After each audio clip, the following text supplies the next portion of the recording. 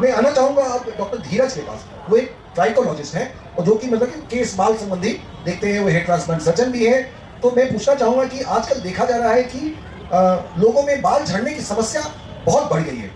तो ये क्या समस्या है, महिलाओं और पुरुषों में किस तरह से अलग देखते हैं, कब समझे कि हमें दवाई लेने की जरूरत है? और आप एक हेयर ट्रांसप्लांट सर्जन हैं, तो बहुत सारी भ्रांतियां हैं ट्रांसप्लांट के ऊपर, तो इसके बारे में कुछ बताएं। धन्यवाद सर। जैसा कि हम जानते हैं, सारे लोगों को कभी ना कभी हेयर फॉल की शिकायत रहती है। तो हेयर फॉल और हेयर लॉस दो डिफरेंट चीज़ है।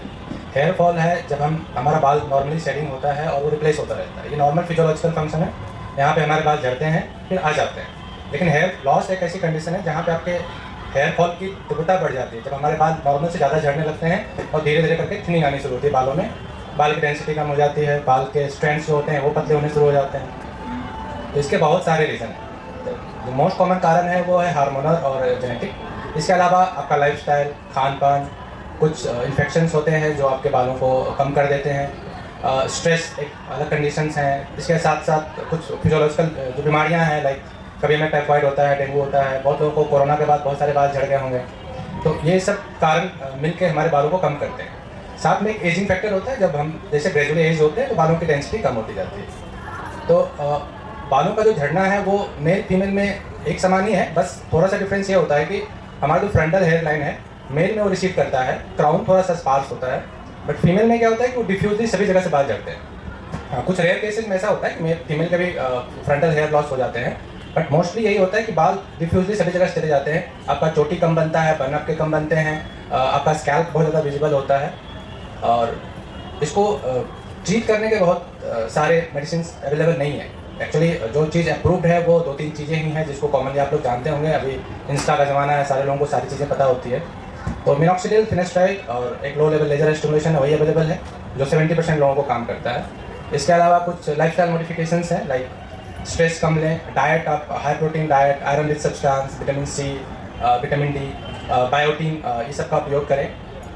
और दवाइयों के साथ, अगर इन सब चीज़ों के साथ अगर आपको इम्प्रूवमेंट नहीं मिलता है तो आप डर्मेटोलॉजिस्ट से मिलें, स्किन वाले डॉक्टर से मिलें और जो प्रिस्क्राइब करेंगे, जो दवाइयाँ वो लिखेंगे, जिस शेड्यूल में लिखेंगे उनको फॉलो करें।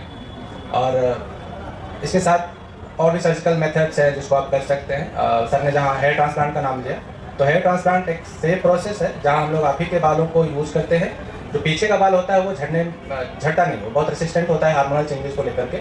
तो उसको हम वहाँ से एक्सट्रैक्ट करके जहाँ आपके बाल कम रहते हैं उन जगहों पे हम लोग उसको लगा देते हैं। तो उसका वो एक तो बहुत स्ट्रॉन्ग बाल होता है जो आपको लंबे समय तक साथ देता है, प्लस ये चीज़ ऐसी है जो बहुत इन्वेजिव सर्जरी नहीं है, जिसमें बहुत ज़्यादा डरने की आवश्यकता नहीं है। इसमें थोड़ा बहुत स्वेलिंग और पेन होने के चांसेस रहते हैं और ग्रेजुअली ये आपके नेचुरल हेयर स्कैल्प को एक्वायर कर लेता है और वो नेचुरल हेयर की तरह ही ग्रो करते हैं। इसको आप सेव कर सकते हो, कट कर सकते हो। कुछ चीज़ें ऐसी है जैसे आप लोग न्यूज़ में पढ़ते होंगे कि हेयर ट्रांसप्लांट के बाद डेथ हो गया, तो एक्चुअली वो चीज़ें तब होती है जब आप क्वालिफाइड सर्जन या क्वालिफाइड डॉक्टर्स के पास ना जा करके कहीं ऐसी जगह जाते हो जहाँ पे वो चीज़ नहीं होनी चाहिए थी। तो उस केसेस में कॉम्प्लिकेशंस आते हैं। तो बेहतर तरीके से सर्च करके और क्वालिफाइड डॉक्टर, जैसा सर बार बार बोल रहे हैं कि IDBL एसोसिएशन के द्वारा जो रिकॉग्नाइज डॉक्टर हैं उनसे मिलें और प्रॉपर ट्रीटमेंट लें। बहुत खूब आपने डॉक्टर धीरज